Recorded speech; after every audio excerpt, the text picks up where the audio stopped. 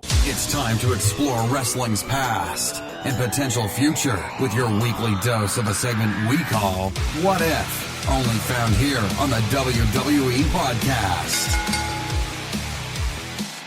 All right, welcome to your What If segment for the week. And if you're listening to this, of course, thank you so much for being a patron of the show.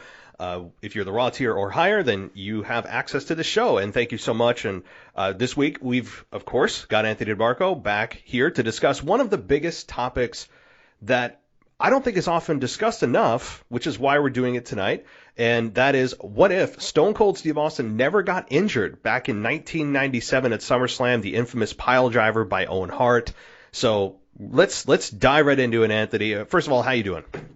Not too bad, man, but I'm really excited because, our first ever What If segment, we were talking about The Rock. Now we're going to talk about Stone Cold Steve Austin. And in my mind, these two are the two biggest superstars, bar none, probably in the history of the company. Would you not agree? Absolutely. I mean, that's why I wanted to start out with these two. I think it is, number one, household brand value. I mean, everyone knows who these guys are. And these two things are some of the biggest topics not explored that people don't really think about, right? So with The Rock last week, and we talked about what if you never won Hollywood. And this week, as you said, Stone Cold Steve Austin. I don't think there's a bigger name in wrestling. You can make an argument for Hogan and all that. I think Austin didn't burn the longest, but he burned the hottest. And I want to get into this right away with what would have happened. And man, I know that you weren't watching in 97. I had come in actually just after this happened in 1997. I started in October of 97 watching as the first ever Hell in a Cell with HBK and Taker. But I saw many flashbacks. I've obviously since watched the match between Owen Hart and Stone Cold. And in really an injury that could have easily killed him or paralyzed him at the very least. Austin definitely got lucky, given the fact that it was just I forget what he called it. It's like an axial load or some actual. There's a medical term for what had happened. Getting dropped right on the top of his head. And when it happened in '97 during the match, I'm sure you've seen it, even though you didn't watch it live as I didn't. It was scary to watch back because you could see his body straighten out, and Austin has since done commentary talking about this moment. His body straightened out. He couldn't move his arms. He could barely move his legs. Owen Hart had to buy time messing with the audience because Austin told Earl Hebner, look, I can't move. I can't effing move. And Owen Hart started to buy time, and in one of the, as Austin would call it, the worst roll-ups in the history of roll-ups, and it was god-awful. But what are you going to do? He's half paralyzed. Austin ends up winning the match, and this was for the Intercontinental Championship, too. So do you remember watching this for the first time, and what were your thoughts? Well, it's scary because it's one of those rare moments where reality kind of seeps into this alternate universe that we know and love as WWE or WWF at that time. And to see it happen in such a bad and visible way, because sometimes guys get hurt and they're able to cover it up. Like, let's say Triple H when he tore his quad in 2001, he was somehow able to finish that match. Or like something of that, like when it's a limb or like you pull a muscle, like The Rock did it against in his match against John Cena at WrestleMania 29. Like there are certain injuries that you're able to, quote, play through the pain. And we see it sometimes like in professional sports, like hockey or baseball, you can mask some injuries. But when you're dropped directly on your head and you weigh 250 pounds, primarily of solid muscle, you can't really hide that stuff. And this was an instance where we saw a guy just in so much pain, gruesome pain, and it was evident, like when you watch it back in slow motion, you see his head, way too low. I think he was like just above Owen Hart's kneecaps. And I do believe that particular move is now banned in WWE, and probably for good reason. So yeah, it was one of those moments where reality really took center stage in a product that is mostly based on fiction. Yeah, I mean, like you said, scary, and which is why, as if you remember, or maybe you don't, or some people don't even realize that when Austin had faced Undertaker or Kane after this, many years after this, in 98, 99, and 2000, he never took a tombstone. He would always be able to squirm out of it. What they would use on Austin is the choke slam. I never, ever, ever saw Austin take a tombstone from Taker or Kane after this event. And rightfully so. If I was Austin, you can't even leave that up to chance. As much of a professional as Glenn Jacobs and Mark Calloway are, you can't ever consider that risk again. So that's just something I noticed. And I believe it's been pointed out by Austin himself. So this was a moment that forever changed the career of Stone Cold Steve Austin. Now, one thing I'll say, as much as this cut short his career, and we'll get into that as the years go on here, the one good thing that possibly came of this, two things maybe. Number one, I think this, and Austin has admitted this, so this isn't really my original thought, but Austin had said, had this not had happened, his style may have remained a technical wrestler, kind of a chain wrestler.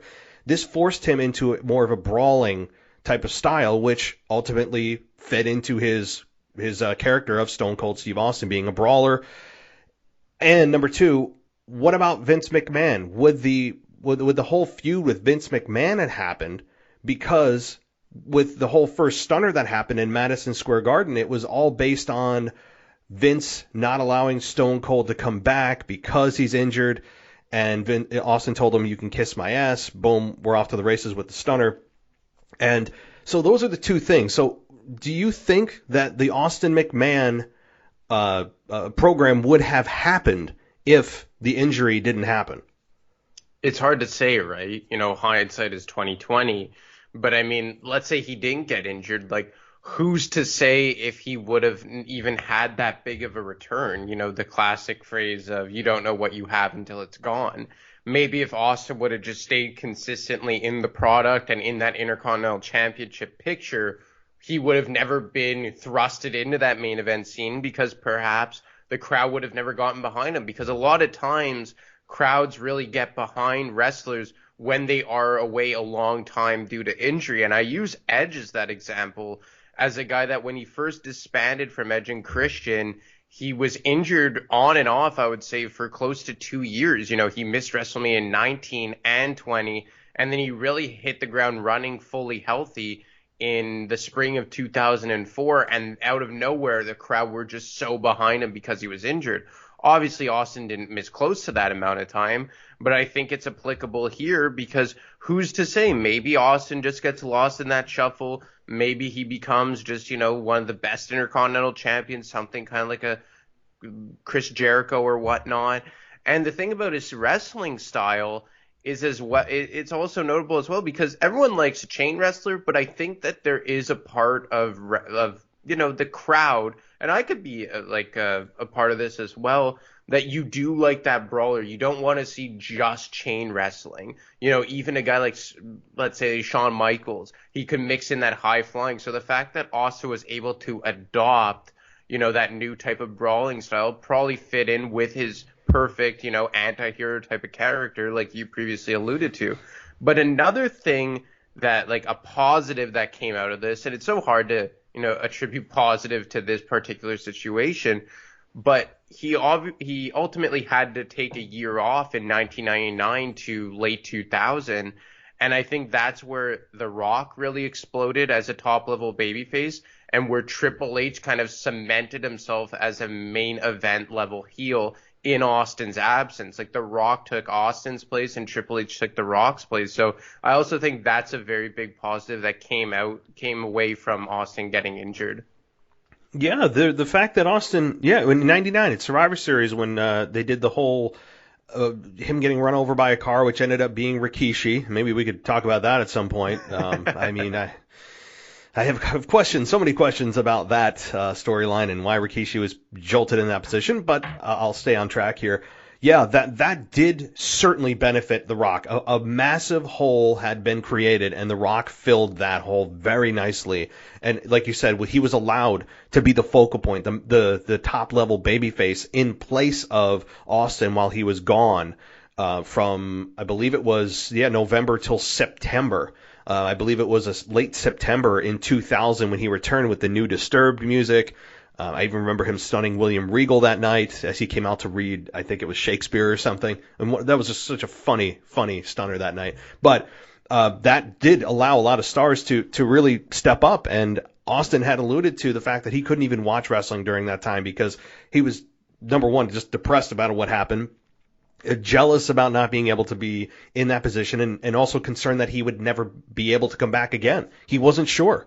And so, yeah, that The Rock exploded during that time. That is a positive. Although, again, the net negative is, well, what about Austin? Had Austin stuck around, would The Rock have still risen to the level he did? I mean, there's just so many variables.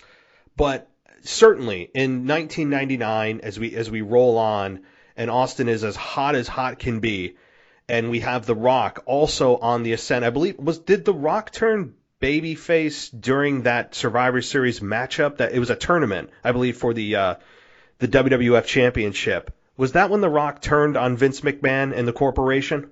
If I recall correctly, and watching it live, I was about 5 or 6 years old, right. So I hope that my memory doesn't mistake me here.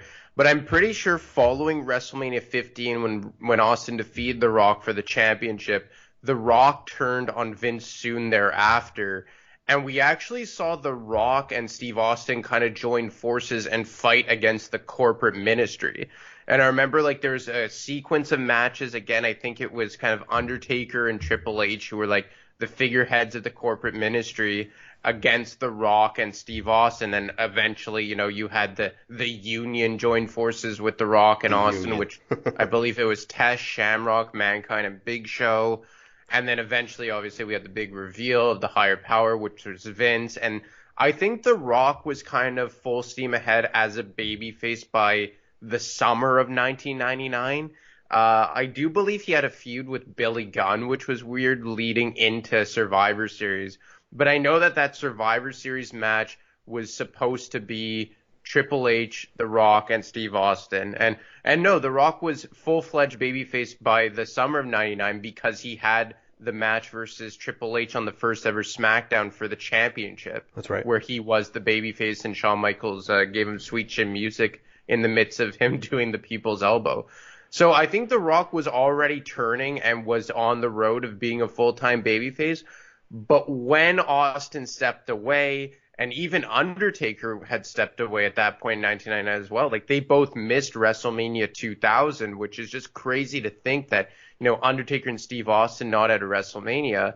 And in early 2000, even Mick Foley was like, quote unquote, semi-retired, although he had the match at WrestleMania 2000. So it really was The Rock show. Like, he won the Royal Rumble, and then they had the fatal four-way match with each McMahon in every corner at that WrestleMania. So, I mean, it definitely benefited The Rock, but Austin, who was, as you said, as hot could be, him not being there really just paved the way for The Rock. It did. And that WrestleMania 2000, which is never ever known as WrestleMania 16. WrestleMania 16 doesn't exist. Exactly. It's just always WrestleMania 2000, whatever. Even the video game. Yeah, which was, to me, besides No Mercy, it was the predecessor to No Mercy. But it was, that was awesome on N64, the WrestleMania 2000. Those that are, even late 20s, early 30s, or mid 20s even may know what the hell we're talking about here. No Mercy still just is so, it may not have the best graphics and it is ancient in today's standards, but damn it was just so good. So, the WrestleMania 2000 was, like you said, it was a big moment for The Rock.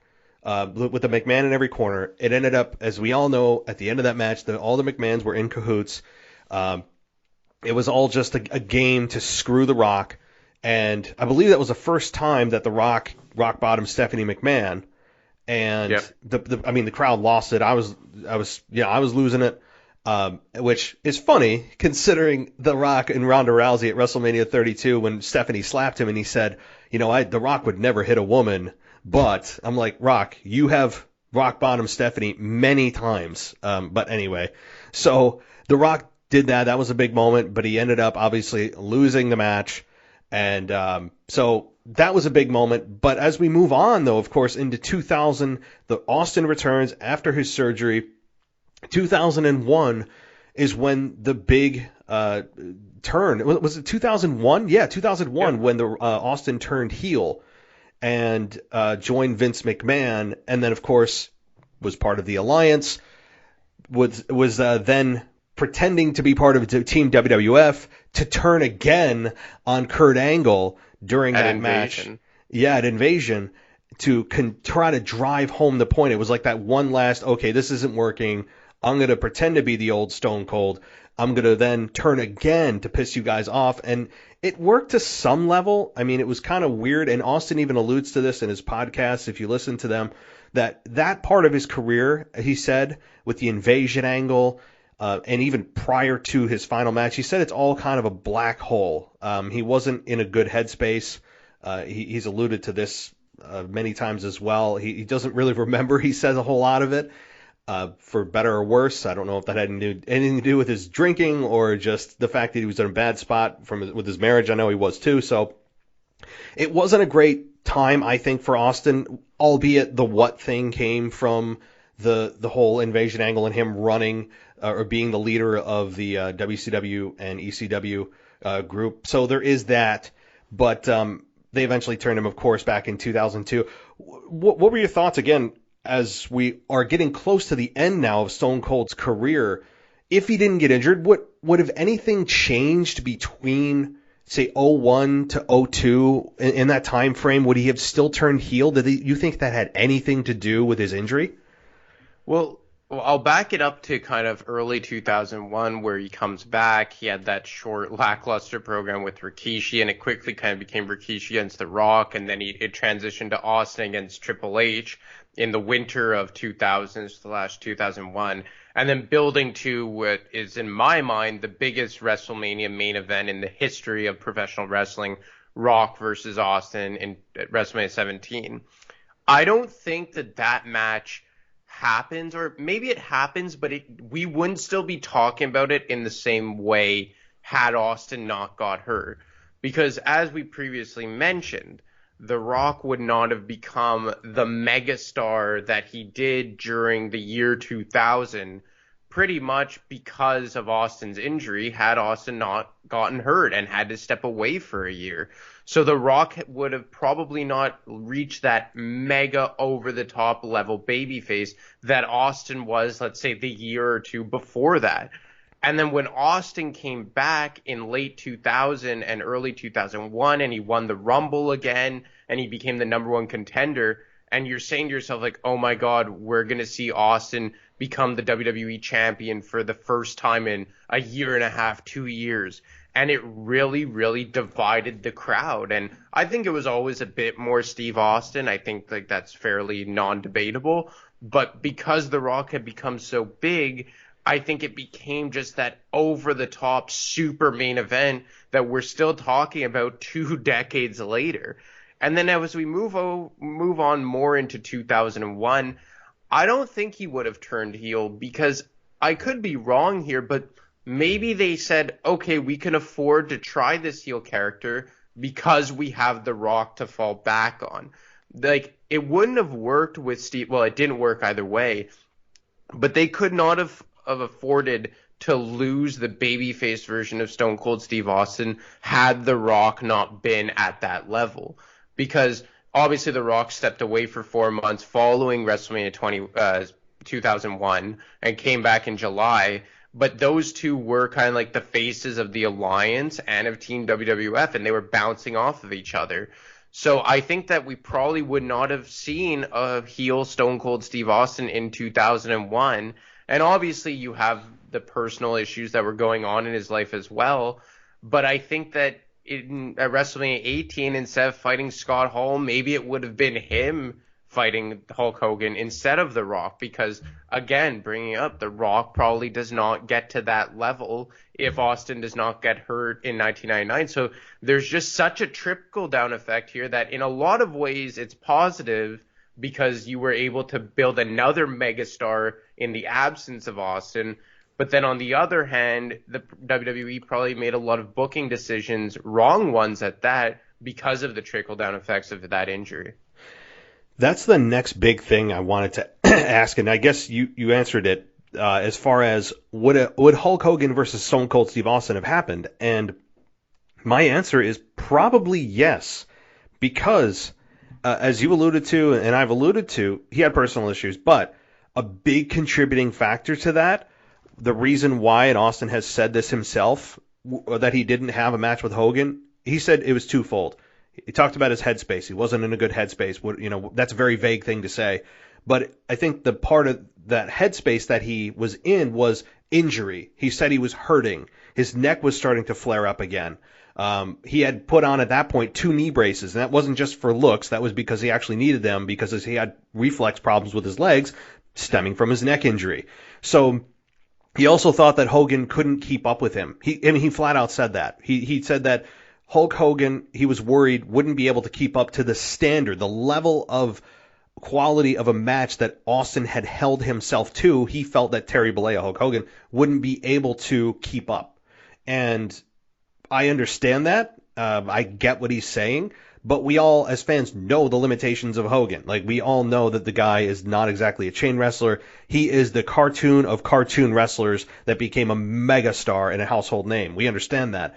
But I think if the injury didn't happen, again, all other things being equal, and Austin reached the level that he did if the injury didn't happen, because, I mean, again, this is such a butterfly effect. If the injury didn't happen, if Austin didn't get to the level he would have gotten to, then the match with Hogan wouldn't have made sense, because you would have been like, Austin's kind of a big star, but not to the level of Hulk Hogan. So perhaps the injury got him to that level, but also took away the possibility of the Hogan match. So it's all such a butterfly effect game, but I think that Hogan and Austin most likely would have happened. I think his injuries would have or did contribute to his, quote, bad headspace that he had at that time, and they should have had the match at WrestleMania 18. As good as the match was with Rock, and it was certainly good. I remember when The Rock came out to confront Hogan, I'm like, okay, Rock, like, awesome, we love you. This is a big match, but there's a bigger guy right now behind you. There is a once in a lifetime matchup. Why are we choosing number 2 when we could choose number 1 of Austin Hogan? I remember that. Were you, now again, I know you're a massive Rock fan, but were you slightly disappointed that even in that time you weren't saying to yourself, why aren't they choosing Austin? Why are they choosing The Rock right now?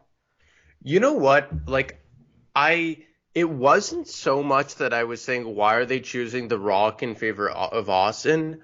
I was more saying, why is Austin doing nothing? Because I still, to this day, I've said it before, I'll say it again, the main event of that WrestleMania had to be Stone Cold Steve Austin versus Triple H for the World Championship. Oh, yeah.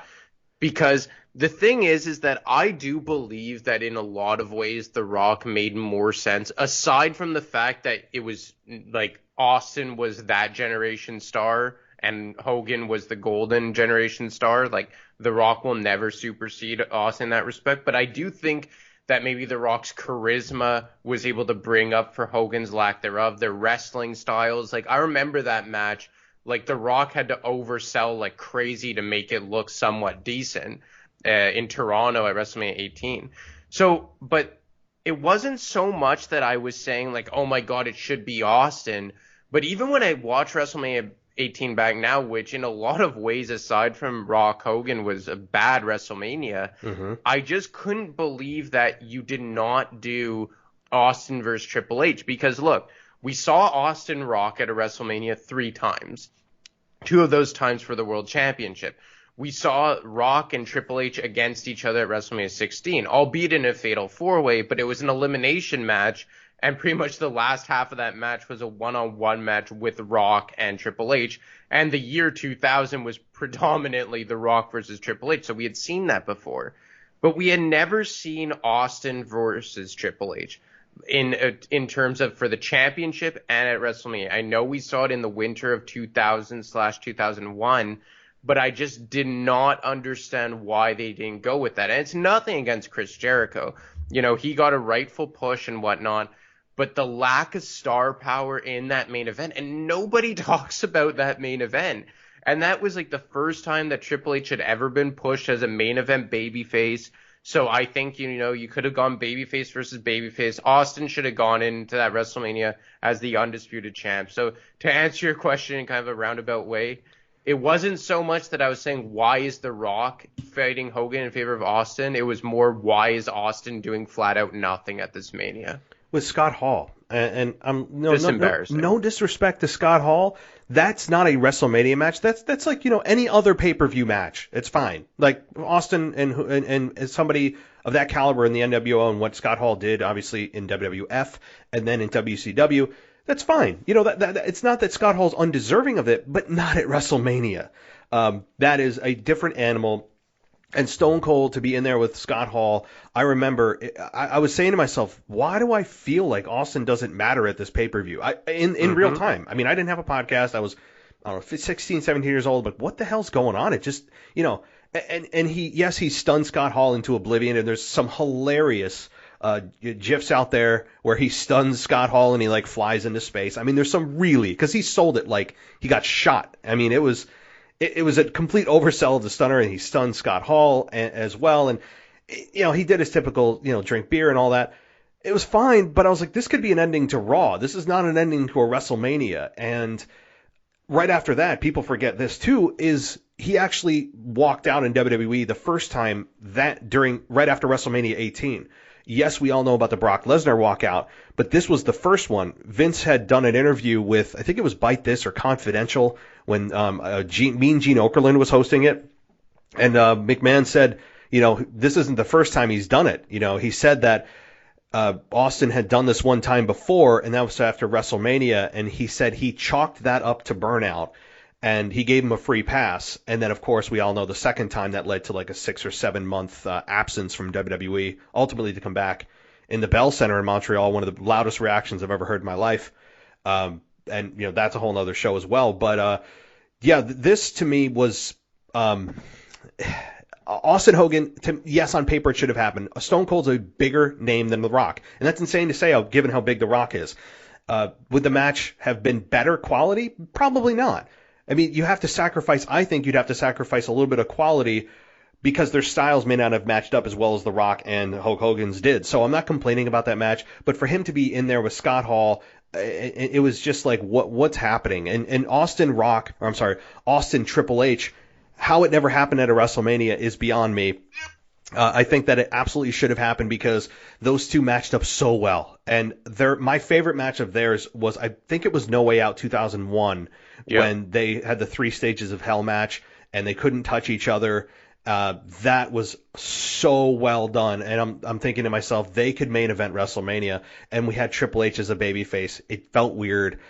Jericho was the heel, and I know that Triple H was trying to pedigree Stephanie for weeks, and he finally was able to pedigree Stephanie. And that's the only thing I remember about that match at all. So, well, like that's what I was going to ask you. Had Austin main evented WrestleMania 18 with Triple H like it should have been, would we still be talking about like how was it not him versus Hogan in favor of The Rock? Maybe in some way, but in the same way?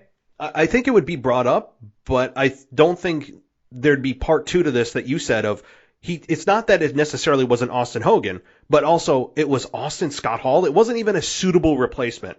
Exactly. Where that's the problem. I think you'd have taken care of half of the problem by saying, well, it was against Triple H. They had a badass match. Austin became champion again. The problem is you'll never take care of the problem the first problem of it wasn't Hulk Hogan versus Stone Cold. How did they miss that? So that will never go away, but at least you could say, well, it was Austin and Triple H. They kicked ass. It was great.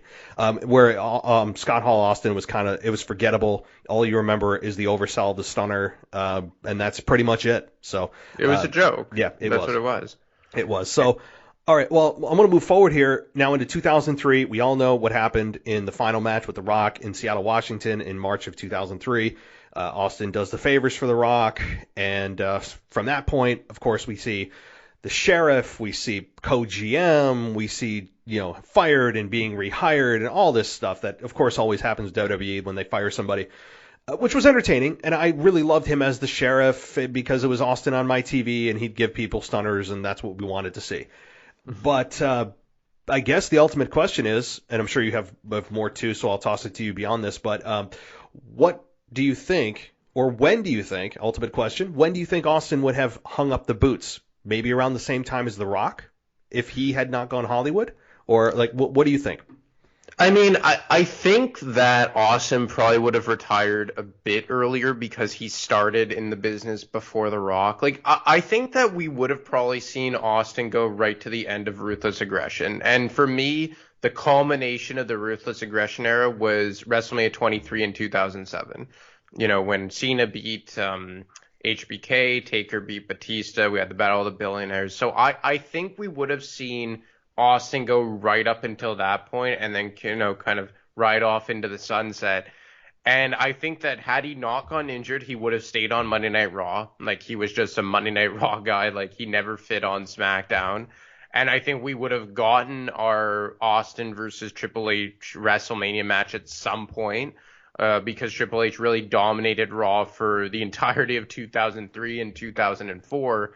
And there was kind of a rotating cast of babyfaces who challenged him over that time before, you know, Batista and John Cena really exploded onto the scene.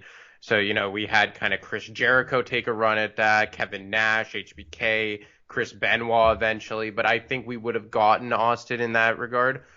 We probably would have seen Austin versus Randy Orton because he was part of Evolution. Maybe we would have seen Austin versus Shawn Michaels Part 2. Mm-hmm. Like, that would have just been awesome to see. And I always felt like they had a really cool dynamic. One of the coolest Austin HBK moments, I think, was at the end of Survivor Series 2003 when HBK tried valiantly to get the win for Team Austin, and he lost, and he just, like, shook his hand and said, like, I'm sorry, like, covered in blood. The Crimson Mask, as JR would say. But I also think that his last match would have probably been against John Cena, because I've reviewed John Cena versus HBK at WrestleMania 23, and I said that although it was Cena's third consecutive WrestleMania main event as the WWE champion, that match beating Shawn Michaels in the main event really legitimized Cena as, like, okay, this is a new era in WWE. He beat the Heartbreak Kid Shawn Michaels. This is the guy. That was kind of like the stamp of approval. And I think that spot probably would have gotten reserved for Stone Cold Steve Austin. And I think in a lot of ways, Cena versus Stone Cold Steve Austin is a program that I think no one's ever really fantasized about, because, again, we got The Rock versus Cena. And it seems like because of that injury to Stone Cold Steve Austin, a lot of the moments he should have gotten went to The Rock. You know, we saw the Golden Era versus the Attitude Era with The Rock being the Attitude Era, and then we saw the Attitude Era against the PG Era with The Rock being the Attitude Era again against Cena, which, like I just said, probably would have been reserved for Stone Cold Steve Austin. So, you know, to kind of put a bow on it, I think that his final match would have likely been losing to John Cena at WrestleMania 23. Well, you stole my thunder on that. And really? No, yeah, that actually would have been exactly what I was going to say as far as when Austin. And you know what? I think it would have been the right thing to do, because as much as I was not necessarily a fan of the soft, PG, family-friendly, jorts-wearing John Cena, going from just a stark contrast of Austin flipping the bird, drinking beer, raising hell, to this soft John Cena, although the PG era didn't start until late 2008. I understand that. He was the face of the PG era. I mean, he embodied hustle, loyalty, and respect, where Austin was, you know, give me a hell yeah. It was just so, it was like I was turning back into a child, and I did not like that with John Cena. Now, again, massively popular. He is probably one of the best, if not arguably the best on the microphone ever. People don't understand how good John Cena is on the mic. He destroyed The Rock, and I hate to say that. He destroyed The Rock on the mic when The Rock came back, generally speaking. And so I think that would have been the right move, because it would have been a passing of the torch. I would have hated every part of my soul, would have just hated it because of my absolute disdain for the babyface character of John Cena, but I would have understood it. And I think John Cena was ready. He can talk. He had the 5 moves of doom, but he had longevity. He was a smart guy. He looked the part. He was the right guy, and I understand that. So I would have hated it, but I would have understood it. The other thing is, if Austin had done the favors for John Cena on the way out, which, again, is the right thing to do, I think what would have also happened is he would have come out of retirement once or twice after that. And I think possibly what would have happened is a CM Punk Stone Cold Steve Austin match that they teased in, I think it was 2011 or so, when they had the interview with Jim Ross promoting the WWE 2K12 or something. And they actually had, in that moment, that purpose of that was actually to get to a match with those two, but they said it fell apart. Austin had to get knee surgery, blah, blah, blah. So I think possibly Austin would have come out of retirement once or twice and done a couple of matches, one with CM Punk, which I think is really like a 0% chance at this point. But that to me is one of the things that also would have happened. And yeah, Austin probably would have hung it up against John Cena, doing the favors at WrestleMania 23 and then calling it a career. So yeah.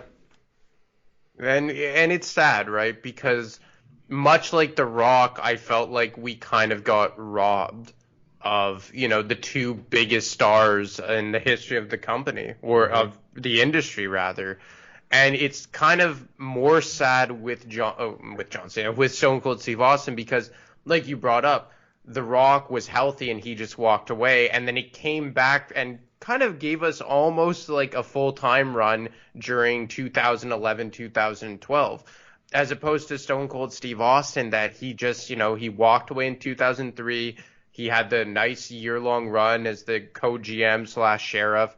But aside from that, he hasn't been around for, 18 years now, as opposed to The Rock that we got, little tastes here and there. And I still think that we will see The Rock back in the ring before he hangs them up. So Me too. And the thing about Stone Cold Steve Austin is, and as big of a Rock fan I am, The Rock never touches him. Stone Cold Steve Austin, bar none, the best of all time, most popular of all time, and just unanimously loved. Because you will always find a person or two who says, yeah, The Rock wasn't for me. I have yet to come across a wrestling fan who disliked Stone Cold Steve Austin. It's nearly impossible. I'm sure there's people out there that, well, he was just all about brawling. He wasn't a great wrestler. That to me, like serious. I mean, his character was so authentic, so well done. He was intense, good to great on promos. His finishing maneuver is one of the most popular, if not the most popular of all time. His music, his beer, I mean, like everything was just so awesome. And I don't know. I mean, you just mentioned 18 years. It has been 18 years, more than 18 years now since we've seen Stone Cold in an actual match. And yet when he comes back, he gets the biggest pop out of the entire roster. Always. I mean, I was there in the Brooklyn Center when they did Raw 25. And that pop was so loud when he came out, stunned, of course, Vince McMahon and Shane McMahon twice. And it tells you that there will never be another Stone Cold Steve Austin. And it's also kind of sad that they have not yet produced a reaction like that. And you're cheering for a guy that hasn't been in the ring in nearly 20 years. It's a testament to his longevity, his popularity, and also sadly kind of a speaks to the current roster and that the fact that WWE has been unable to really create the next mega star. John Cena may very well be that last mega star that he is bigger than the business. And yeah, Roman Reigns is certainly ascending very quickly as a heel, but right now, I mean, I don't see anybody that is, quote, bigger than the business. I think the last person that was bigger than the business was John Cena. And I think WWE on purpose will not allow that to happen again, because that gives that particular star, that person, more leverage than the business, which is a very, very tough thing to do as a star. And it also, again, doesn't give the business or WWE the ability to say, nope, we're doing this or that, and you have to do this, and you can't go on this show or that. When you reach the level of John Cena, The Rock, and Austin, you have the ability, the freedom to do what you want, and WWE likes their control. So I don't think we'll see a star of that magnitude, maybe ever. And the thing is that I love good heels. I think that it's done wonders for a lot of careers, like Triple H, arguably the best of all time, Randy Orton, what we're seeing with Roman Reigns right now. But the fact of the matter is that unless you could get over in a mega way as a babyface, you will never become bigger than the business. Yep. And that's what The Rock did. That's what Austin did. That's what Hogan did. That's what John Cena did. In a way, that's kind of what Batista did as well. But for guys like Orton and Reigns and Triple H, they were never like the big mega baby faces. they were always just the over-the-top heels. And that's great, but I think that you can't transcend the business unless you get over as a babyface. Would you not agree? Babyface, right? Exactly. I actually love hot heels in a way a little bit more than a babyface. We all love great babyfaces. They're the ones that make us cheer. We buy their merchandise. They're the ones that bring smiles to our faces. I understand all that, but yes. So to answer your question, yes, you have to get to the mega babyface level, certainly, to do that. But I think a hot ass heel run gets you there. And I don't think WWE knows how to create real heels today. I mean, Randy Orton last summer was probably the closest we've seen. Roman Reigns right now is on track, but they are rare. And hot heels create hot baby faces in general. I think wrestling is based around and foundationally around hot heels, because you can't just have a bunch of great people who have, have their moral compasses in line and they're just so great and telling us about our dreams, like Natalia did this past week of, just if anyone looks at us and wants to think that their dreams aren't dead, well, ours aren't either. And like, I don't need all that Vomit. just this disgusting, like, incessant need every time a babyface wins a championship to talk about their dreams. And I want you to look to me to if you need inspiration in your life. I mean, seriously, if somebody is really looking at them in their life going, oh, well, thank God I was about to end it all if I didn't see Natalia win the championship. Seriously, I can't stand that crap. I don't think they understand how to really create either very well right now. There's so much ambiguity and in between, which is why there's a lot of indifference towards the product more often than not, is because there's very few people who are truly over either heel or baby. It's something that I don't think that they truly know or understand how to do right now, or they just don't care to put the effort in, or both. I don't know. But it is, right now it is a massive problem, indifference on the product. Well, look, I'll just give you an example of a casual, WWE follower. Like, my girlfriend really liked Drew McIntyre, probably because he's a very attractive guy, but I think she also liked the character when he was heel. And then when he turned babyface, she really liked him, this and that.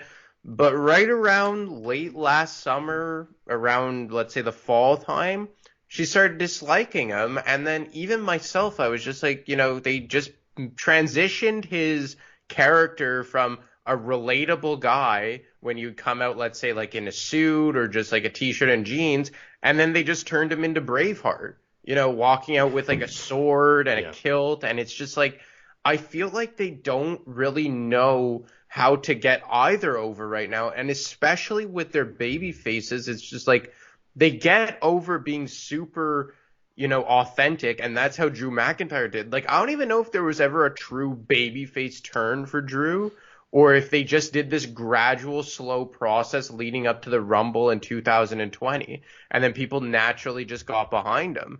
But then it's just like, okay, he's over. Now we got to turn him into a cartoon character, and now he's Braveheart. Like, what match did he come out quite literally with the face paint on? I was just like, oh my God, it's literally William Wallace. That's what they're turning this into.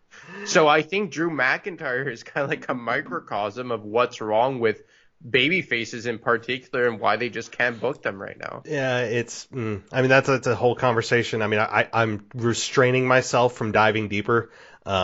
I'm going to unfortunately have to cut off the conversation because I don't want to go into it. It will take me a long time into a dark, deep hole about the fact of really their inability to create baby faces and heels effectively long term and stick with it and not flip flop and be kind of in between. To me, tweener is called laziness. I don't need the WWE to tell me, well, in real life, there's shades of gray. It's not everybody's all good and everybody's all bad. I would say nonsense. Yes, we have all good and bad inside of us. But when I'm watching a story, I don't want to look at somebody and go, yeah, I don't know what to think. I get it. Like, they're angry, but they're doing something that's kind of malicious. Should they take it to that level? I don't want to feel in between. And to me, when they tell us the excuse of, well, it's shades of gray, that mimics real life. In a story, though, when I'm watching a movie, I don't want to feel in between about somebody because that takes you out of it. You don't care. Emotional investment goes out the door. So that's laziness. That is not excused. That doesn't excuse the fact that they can't come up with a formula and stick with it and create new stars. It has been a long time since we've seen big stars that you feel strongly about. Roman Reigns is an exception. and they finally turned him heel. But yeah, as far as Drew McIntyre goes, he certainly has kind of gone down the list for me, and it's going to be nice. Hopefully, after tonight, he loses and he does not chase the WWE Championship anymore. I want him out of the WWE title picture. I want to see what they can do with him when he's not talking about the championship. And I'm all for championships, but I want him in a personal feud. I want him looking for revenge. I want him in something different. His identity is all about the WWE Championship. And look, I love championships. That's why they're there. But I feel like Drew needs a different path. So I'll end there. Do you have any final thoughts? No. That's it. I think we concluded Stone Cold Steve Austin, and then we went down kind of a bit of a rabbit hole. I know. Always happens. So, but I think we mainly stayed on track with Austin. Biggest babyface, biggest star of all time. As I always say, people argue, oh, well, Hogan was bigger, or, NWO, or well, Hollywood Hogan. I mean, no, I would say Austin did not last the longest. He lasted in his peak 4 years, maybe 5 tops. And yet he, to me, was the hottest ever. He didn't burn the longest, but he burned the hottest. And I don't think anybody in the foreseeable future will even come close to that level. An absolute icon in the business, transformed the business, and it's unfortunate his career got cut short.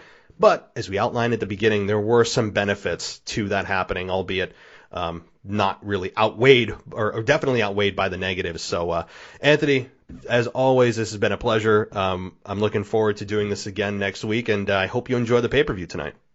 You too, man. I can't wait to do this again next Saturday. Absolutely. Take care. Take it easy. All right, bye.